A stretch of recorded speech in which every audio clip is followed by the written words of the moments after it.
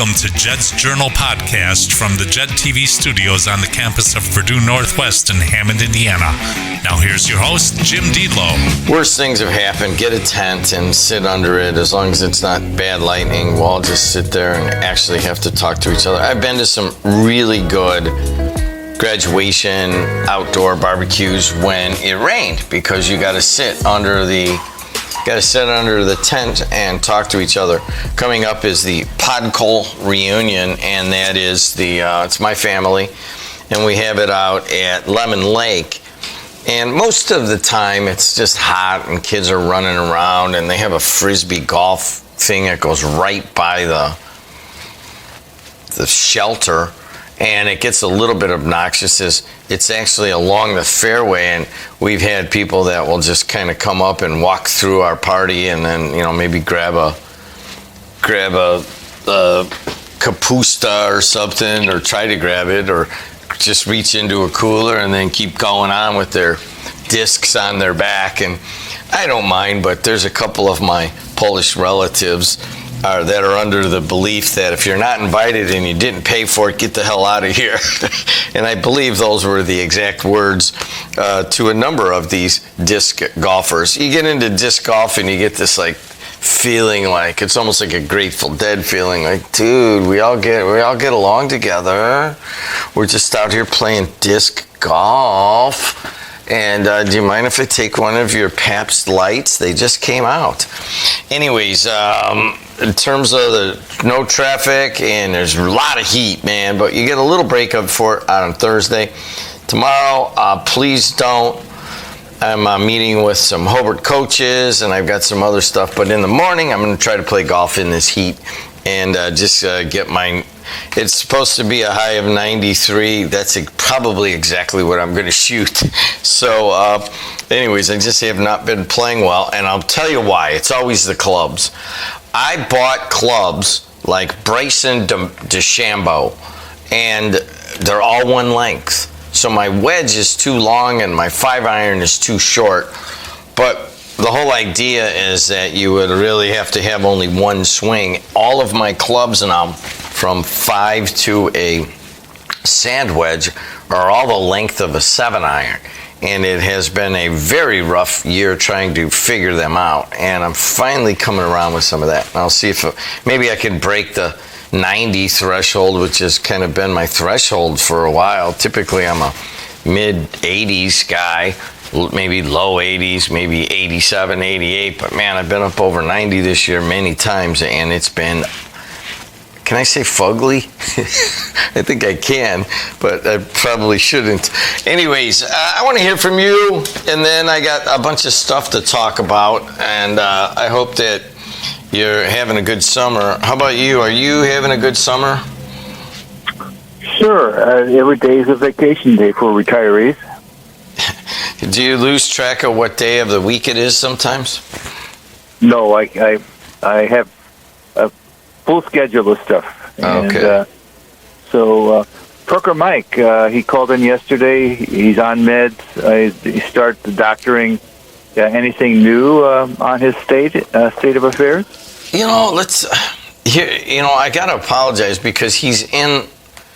I don't know if he's still in the hospital or if he has come home yet. Did he say? I gather he's out. He said yesterday he called from his workplace. He was working already. Jesus. Well, but anyways,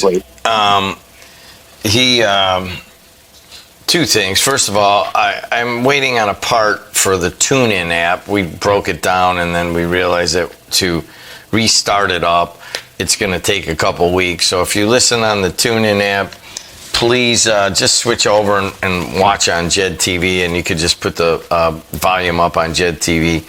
It's a little more data for your phone, but not much. And I'll have it up, but it is going to be a couple weeks. And the TuneIn app, now's a good time to do that because we don't have any sports. And we needed to retool that and many other things. You'll notice that the station went off for a couple hours on Friday night when I called the engineer in, and he and I went over there. He said he was going to be here at like 10 or 11, and he called me at like 7:30 and said, I'll be there in a minute. So I spent all of Friday night here redoing that, and I apologize, Mike. Mike, you're not the only one that's complained about the tune-in app down. But anyways, from what I understand, Mike is doing much better and is supposed to be resting, but my guess is that he will not rest. And you guys, if people were on me, Walt, for ripping on the guy, God, he almost died, and this was a horrific experience, and there you are yelling at the guy, Jed.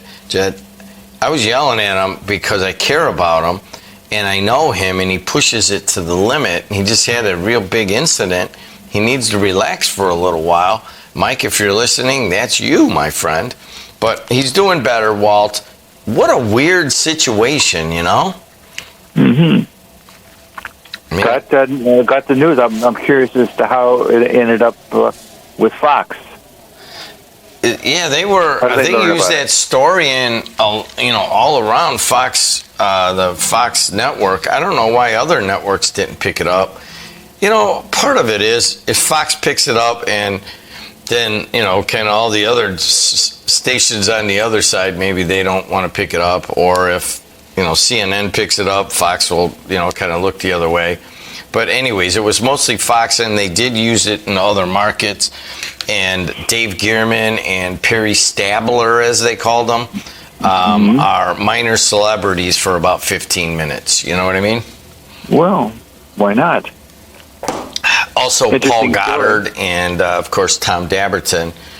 If you guys don't know what we're talking about, Wednesday, Trucker Mike was having an incident at work, and he was able to call Dabberton live on the air. I was actually sitting out here, and Dabberton, kind of managed it.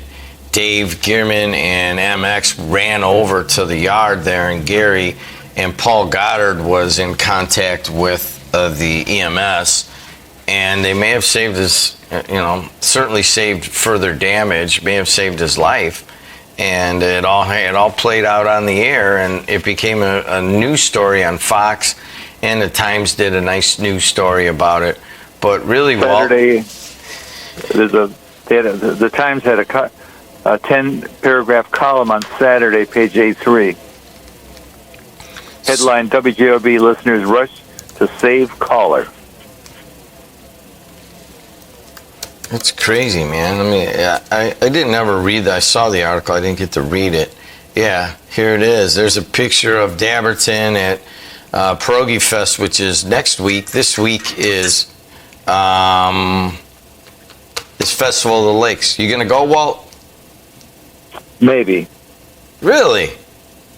I used to go to it pretty regularly, but in my decrepitude, I'm very selective as to what I go and see, participate in. It's got to be low key. That is not a low key. It's a very lively kind of a place. You want to get the blood rolling and having fun and so forth. That's the place. First of all, McDermott's going to be here with me on Thursday at 7 o'clock. We're going to talk about Festival of the Lakes and what it means and what the schedule is and promo it and all that stuff. So we'll cover a lot of that on Thursday. I know Fogarty's playing tomorrow. I don't know if I'm going to go or not, but they have a really good lineup, and it's a really beautiful place, Walt. One of the things, I don't know if you heard this last Thursday, we promoted the Griffith Blues Fest over here, Blues and Barbecue. Mm-hmm. And Greg Mance, the former police chief, came in. And he's kind of running it with a couple other people, and it's a big deal there. But he's not the police chief anymore. He has gone on to do his own security business. And, we started talking about what he was doing now and how he was providing security to families and, how he was basically matching up former cops, and they're doing security all over the place. But I asked them, what is it? How do you keep a festival safe? And then he laid it all out, and then I went there on Friday night and looked at it. But you notice, Walt, that most of these places are putting up big fences, and they're having only one or two egresses. You can't just walk in from anywhere and walk out, right, even if it's a free festival. Yep. he talked about having basically undercover policemen try to blend into the crowd in certain instances. Right. Certainly, at this one, I had my grandkids, so the cop at one of the exits stopped traffic so that we could get them all into the car, and might have slowed down traffic for a second. But they're cutting. Broad Street is very busy. You need some cops out there, and there were cops out there keeping the traffic going. So they had dual purposes of keeping the traffic going and also letting anybody who wants to cause any issues know that there is I think the guy was an EC cop off duty, and there was another one that was a Crown Point cop off duty. I mean, they all come together and they're all working, but the science behind trying to make these things safe has gotten a lot better, especially the communications amongst officers, the locations, where they know are the bad points in and out. And some of them are even charging some money just to get in to kind of keep out people that are just there to make trouble. So I think they're getting better at it. Does that make sense? I mean, it doesn't mean that some kid's not going to get crazy and start doing some stuff, Well, when you have problems at places like the Catholic Church in Munster, for example, they went through a period of troubles and so forth, and nothing is sacred with a certain element of American society. By the way, the lake is not Lake Michigan, for those who don't know what they're talking about. When they say lake, it's Wolf Lake. And for me, that's a real nostalgia thing, because I and my friends in East Chicago back in the 40s, we used to bicycle to Wolf Lake and fish for little fishies kind of thing. But it is now they've really upgraded it, and it's really a destination kind of place. They've done a great job there. Hey, Walt, I don't want to get into it, but I might have a little more time on Thursday. I got some other calls here, but I know you and I have argued for 20-some years.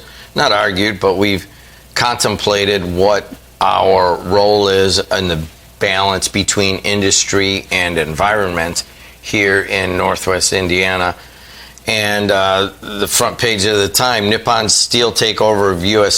Steel is expected to result in a $14 billion investment, including about $1 billion in the Gary Works steel mill along the lake there. Thank you, Mr. Trump. Yep. However, environmental groups are concerned that Nippon will invest in legacy steelmaking that will increase air pollution and the carbon emissions that have been linked to climate change. They've got a number of people here listed, including the Sierra Club. They worry about Nippon perpetuating U.S. Steel's environmental track record, noting the steelmaker paid nearly $64 million in air pollution fines in western Pennsylvania over the last 5 years. What do you make of that? Well, take, for example, the issue over the having to take your car to every other year to check pollution. And actually the problem is Chicago. That's where the problem is. And these eco crowds like the Sierra Club, and they're a very snobbish crowd, they have argued, whenever this has been come up in the past, they've always argued to insist that Northwest Indiana be included with Chicago on all this pollution testing kind of thing, whereas the problem is in Chicago, not here. Wow. I don't even know what to make of that, but I do have to tell you, one time as a kid, I was watching the television news, which I still do, believe it or not, and they were talking about like the beaches being closed in Chicago, and it was a problem, and they interviewed Billy Williams. Remember him? He'd spit a hocker as he walked up, the sweet swinging Billy Williams, left-handed, and then he'd hit the hocker when he was, anyways.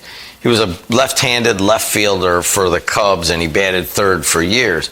And he gets on there and he goes, we aren't the problem here in Chicago. It's all those people in Indiana and all their pollution coming up here. That's what's closing our beaches. Wrong. I was watching national television, and this young woman, a very effective speaker for the socialist point of view, and she was asked about the crime situation in Chicago, and instantly the standard response for that crowd is, Indiana's the fault. Never mind the stats show that in terms of guns being used in Chicago from Indiana, it's like 10%. There's 90% something else. Well, I mean, that is a different issue. I mean, very similarly, I interviewed Tom Dart, the sheriff of Cook County at one point, and there was an interview about something else, and he, they said, well, they're doing this here, and, crime, it goes across the state lines, obviously. What is your relationship to Northwest Indiana? He goes, well, I have a good relationship with the law enforcement in Indiana, but too bad most of our guns come from Indiana and they bring them over here and commit crimes. So, I mean, this was 10 years ago. I mean, you got Billy Williams in the in the 70s and Tom Dart in the teens, and here we are now. I mean, the tossing of grenades back and forth across the state line continues. But one thing that does continue, Walt, is that our houses that used to be very affordable, and you know that because I know where you live, in and around us, is an amazing uptick in the housing prices because all the people come from Illinois. I mean, literally down my street, I'm like, I can't believe that guy paid that for that. And then 2 years later, it's like, oh, what a great deal that guy got. You know what I mean? Mm-hmm. And it's just, it doesn't really stop. I mean, I know that housing prices have stagnated across the country. Not here, man. You're not here. All right, I'll talk to you, Walt. You and I can talk forever. I wish those Illinois people would leave their politics on the Illinois side. Unfortunately, in many cases, they bring them here. They have no sense that their voting pattern has created a situation with high crime, out of control, taxes, and corrupt government and so forth. They have no sense that the way they voted is why Chicago has those kind of problems. Walt, it's never too late to have your own podcast. Walt Untethered. All right, man, I'll talk to you. Hey, you're on the air. How are you? Hey, good morning there, Jim. How you been there, buddy? I'm doing all right, man. You can just tell it's summertime. Let's just blab for a little while and then go sweat our you-know-what's off, I get it, brother. I totally get it. Hey, man, on your next longest break, whenever that may be, can you play some of that Dire Straits, Once Upon a Time in the West? I don't expect to hear the whole song by no means, but if you could squeeze that in somewhere, that'd be awesome. All right, is there any special meaning to that song right now? Am I missing something? No, it's just politics in general, man. I ain't even going to go down that rabbit hole there, Jim. I ain't voting ever again, buddy. Let's just leave it at that. You are not alone, Bill. I just called to see how you been, brother. I ain't talked to you in a while. Sometimes I got to take a break, I did talk to Mike and checked on him when I heard about it. I still listen. I just don't call as much because I can't contribute anything that's worthy, It's just garbage in the world right now, brother. I got to tell you, people ask me, like, I've gone to a bunch of barbecues and parties, and it's been just a parade of things. And a number of times people will bring up something, and I'll realize that I have kind of checked out a little bit through June and July, and now I'm kind of coming back to it because we're getting closer to the school year and all that stuff. But yes, sir. I think that most people are like you, and that they might pay attention sometimes, but a lot of people have to unplug, and I think it's a natural thing, man. Yeah, I've kind of been enjoying it, man. All I do is live my life, go to work. Hell, I'm going down to Florida for 9 days, starting Thursday, going down there doing some fishing. So I'm just looking for a long time need a vacation and Just call to see how you been, brother. Doing all right. I'll tell you what. I say, I want to make sure this is clear. I love everybody that calls, man. I don't care their politics. I enjoy talking to everybody, man, and sometimes you just got to take a break, brother. And I wish everybody nothing but a remaining awesome summer. I ain't going away or nothing, but that's where I'm at with this, buddy. You know, you are correct about one thing, and I think the Dabberton Trucker Mike thing kind of proved it in that. Can you see Dave from Gary and MX rushing to save the same guy? I mean, these guys basically call each other's policies just denigrate each other, and they're denigrate each other's policy, but somebody's in need and they both came running. I think that speaks volumes. I think so too, Jim. And that just tells me as a person that regardless how they might under their breath mother F everybody or each other over their policies or their way of the rule of the world right now, the way things are going, they can still come together as a community, pull together, and still, help somebody in need. And I seen Tom Dabberton's post, why can't Republican, Democrat, and Independents all come together, put money together in a big hat, and give it out to the people that are needy, that's had these floods and stuff and whatnot. Then I put on there, I go, well, that would be a great idea, but who's going to accept the money, who's giving it away, and what are they going to charge? You know what I mean? There's always some kind of corruption, man. You can't get away from it, buddy. You know what? It does wear on you, and the show that some of it's interesting. You gotta agree that Trump has made things so interesting over the last 10 years, really. And I think, the Democrats with, their issues, it's kind of getting old. You know what I mean? It's almost like I want a new show. Does that make sense? Yeah. 100%. That's why I said I haven't called, man. I still listen, still love everybody, no matter their politics, man.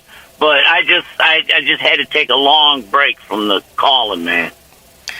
All right, man. It is good to hear your voice. I'm a little worried about you going fishing in Florida in the summertime, and the only reason is a good portion of my family moved around Orlando, and I used to go down to my grandpa's, and my grandpa, when I'd go down, he'd make me work in his yard because that's what grandpas do.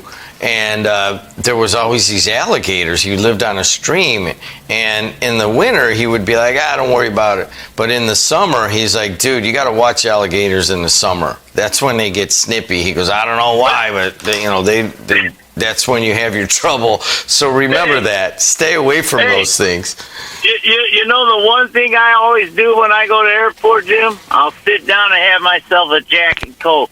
And the wife, she probably regrets asking me this the other day, and I won't keep you long.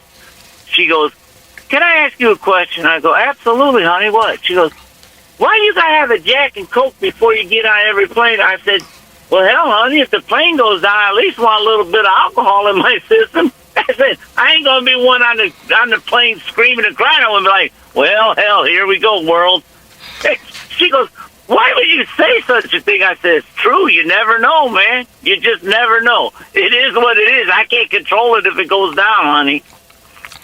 That's I'm with you. I don't fly straight up sober. I mean, I can't.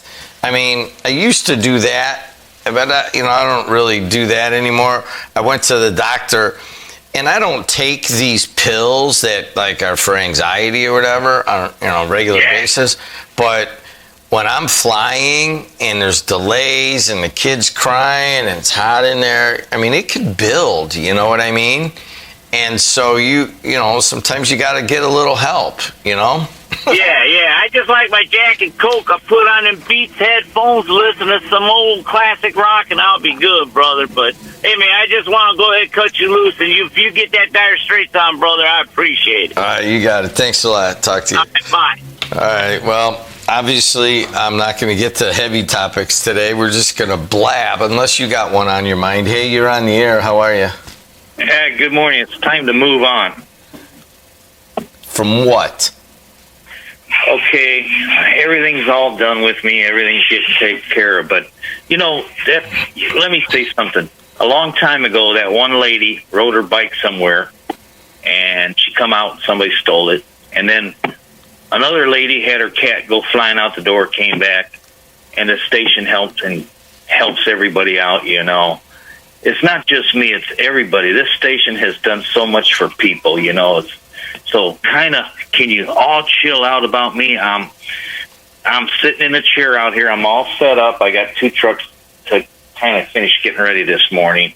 But the thing is I got some of the paperwork done yesterday and went to some of the doctors to get situated started. But I gave authorization to my Mr. Dr. MX. He's got my medical papers. He can pronounce them names. Doctors, can't they, when you get a cold, can't they say you have a cold? They'll say something like, you got the blah, blah, blah, blah, blah, blah, blah, Can't they say it in plain English? You're sick. Can't the doctor's got to put a big word to make you sound like you're in misery, But you know what? I got to stop you. All right, go ahead. Finish what you were going to say. The hospitals. I tell you, if I ever win the Powerball ticket, I'm going to make sure every floor, every place in that hospital has a coffee machine to make coffee. I had the hardest time getting coffee. That's a problem. I got to tell you that if I was in the hospital and I woke up and I didn't get my coffee before, say, 10 o'clock in the 9 o'clock in the morning, or right when I woke up, I would be miffed too. I get that. Okay? Because when I was in the hospital, they don't bring your breakfast till 8:30, and I'm sitting there up there. What was it? Yeah, Friday. I'm sitting up awake at 5 in the morning. I want a cup of coffee, and I asked the nurse. She comes in and I says, "Can I get a cup of coffee?" "Oh, we have no coffee." And I go to her nicely before I was being nice and calm. I says, "You mean this whole hospital does not have any coffee in there?" But I gave my new doctor now, Dr. MX. I gave him all my medical papers. I give him authorization. He can mention all them words about me and everything, But the thing is, like you told me, slow down, chill out, which I am, because I got my chair sitting out here now, and I'm drinking my water. And in a little bit after I get done, I got 2 trucks I got to kind of touch up on, and then as soon as my done today, I'll work a full day because I got to take a student. Oh, wait a second. All right, we got to slow you down right now. I took a lot of criticism for the fact that MX, Gearman, Goddard, hold on. They all came together, Daverton, and they got national coverage for helping you out in a time of need. And then I had a bunch of people coming up to me and saying, this is a great moment, Jed. Why are you berating Trucker Mike? You weren't. No, you weren't, Jim. You know what? Somebody needs to tell somebody. When you see somebody that needs to slow down or chill out, it does not hurt to tell that person, because you know what? They don't realize they have to do it. You need to be spoken. But I want to say something, because I was sitting in the hospital. I was watching the news. This weekend or something was Marine Week celebration or something, 200 and something years. One thing, Marine Pete, his father, his whole family that raised Marine Pete, we need to give 100 or a ton of thanks for him, for what he has done for us. And his family raising Marine Pete like he is, I agree. I think that we haven't heard the last of Marine Pete. He's a Gavitt grad. I think he's year 18 into a 20-year stint with the Marines, and I always tell him that he's pretty prime material to run for office, especially around here. And I agree. Yeah. Mike, I'm not going to sit here and lecture you about taking it easy, because you're not going to listen anyways. But I do want to just point out to everybody that Mike's Ground to Air Videos is on Facebook, and he's got pictures of the recent car show, and he's got a picture on there of MX standing next to him. I know Ron Matlock came and saw you too, and Goddard's been around, and all these guys kind of came together.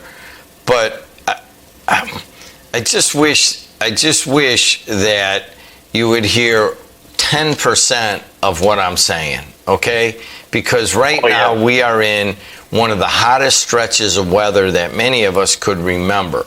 And hopefully you're staying hydrated, you're keeping cool, and whatever you have going, which I don't want to know, isn't going to come up and happen again. And that is what all of the listeners are listening for, because every listener and viewer of WJOB has a relative who is kind of a hardhead and doesn't want to be told what to do as they get older and don't want to make the adjustments.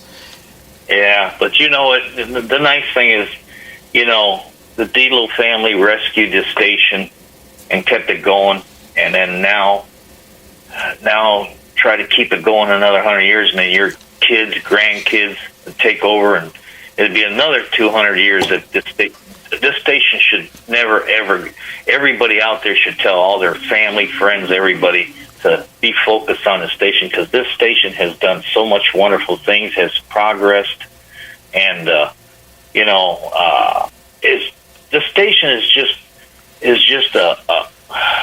it's a family that, I mean, you guys rescued this station, and thank God you guys did, because you know why?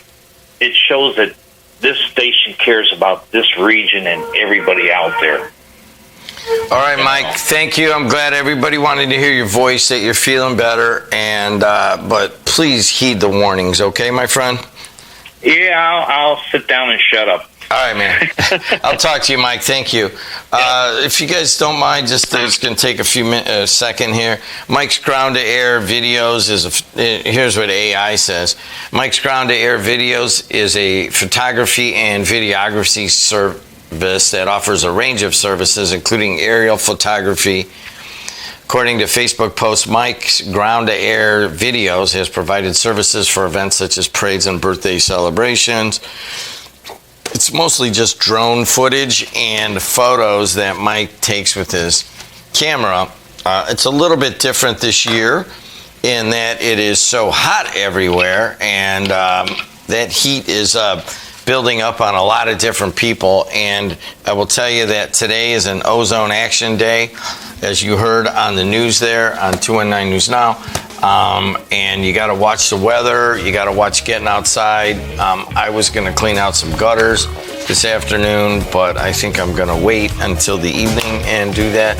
So should you. Be right back on the voice and face of the Calumet region. You've been listening to Jed's Journal podcast from the Jed TV studios on the campus of Purdue Northwest in Hammond, Indiana. Thank you for listening.